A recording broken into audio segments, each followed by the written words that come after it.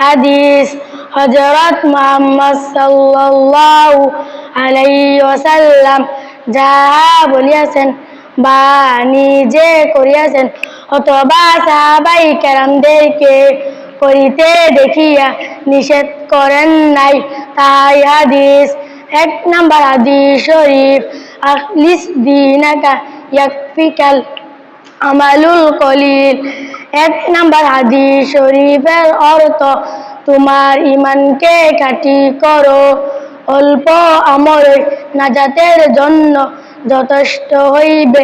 2 নম্বর হাদিস শরীফ খায়রুকুম মান তাআল্লামাল কুরআনা ওয়া আল্লামা। 2 নম্বর হাদিস শরীফের অর্থ তোমাদের মধ্যে সর্বোত্তম ওই ব্যক্তি যিনি কোরআন মাজিদ শিক্ষা করেন এবং শিক্ষা দেন। 3 নম্বর হাদিস শরীফ তলাবুল ইলমি ফারিদাতুন আলা কুল্লি মুসলিম।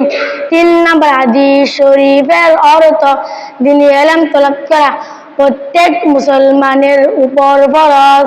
4 নম্বর হাদিস শরীফ আত-তুহুরু শাতরুল ঈমান। 4 নম্বর হাদিস শরীফের অর্থ পবিত্রতা ঈমানের অঙ্গ। 5 নম্বর হাদিস শরীফ মিফতাহুল জান্নাতিস সালাহ। 5 নম্বর হাদিস শরীফের অর্থ নামাজ বেহেশতের চাবি।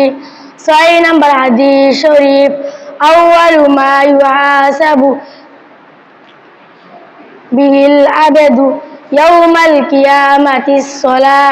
6 নম্বর হাদিস শরীফের অর্থ কিয়ামতের দিন সর্বপ্রথম নামাজের হিসাব হইবে।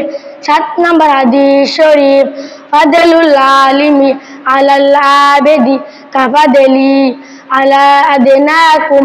7 নম্বর হাদিস শরীফের অর্থ তোমাদের মধ্যে সর্বাপেক্ষা ছোট ব্যক্তি হইতে আমার মতবা যত বড়, বে-ইলম আবেদের চেয়ে একজন খাঁটি আলেমের মতবা তত বড়। 8 নম্বর হাদিস শরীফ আদ-দুআউ ওয়াল ইবাদা।